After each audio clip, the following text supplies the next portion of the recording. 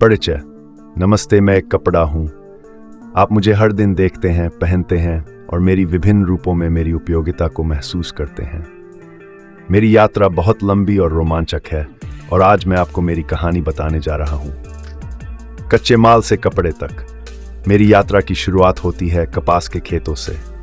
कपास के पौधे पर उगते सफेद फाइबरों को किसान ध्यानपूर्वक इकट्ठा करते हैं। इन कपास के फाइबरों को फिर मिल में भेजा जाता है, जहां से धागा बनने की प्रक्रिया शुरू होती है। धागे बनने के बाद उन्हें करघे पर बुनकर कपड़े में बदल दिया जाता है। बुनाई की इस प्रक्रिया में कई घंटे की मेहनत और कौशल की जरूरत होती है। रंगाई और डिजाइन। एक बार जब मैं कपड़े के रूप में तैयार हो जाता हूं, मेरी यात्रा रंगाई और डिजाइन की ओर बढ़ती है। रंगाई की प्रक्रिया में मुझे विभिन्न रंगों से सजाया जाता है। विभिन्न प्रकार के डिजाइनों में मुझे डाला जाता है, जो ग्राहकों की पसंद और फैशन के अनुसार होते हैं। कुछ डिजाइनों में पारंपरिक रूपांकनों का समावेश होता है, जबकि कुछ में आधुनिकता की छाप होती है। बाजार और ग्राहक। रंगाई और डिजाइन के बाद मुझे बाजार में भेजा जाता है।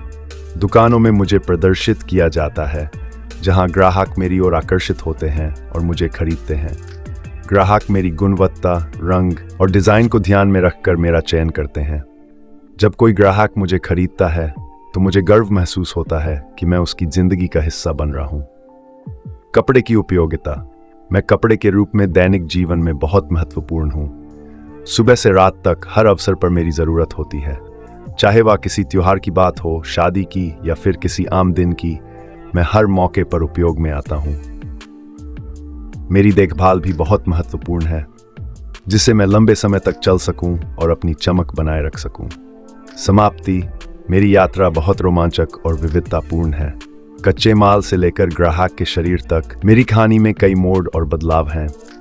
मैं उम्मीद करता हूं कि मेरी यह आत्मकथा आपको मेरी यात्रा और महत्व को समझने में मदद करेगी। कपड़े की आत्मकथा से हमें यह सीखने को मिलता है कि हर वस्तु की अपनी यात्रा और महत्व होता है।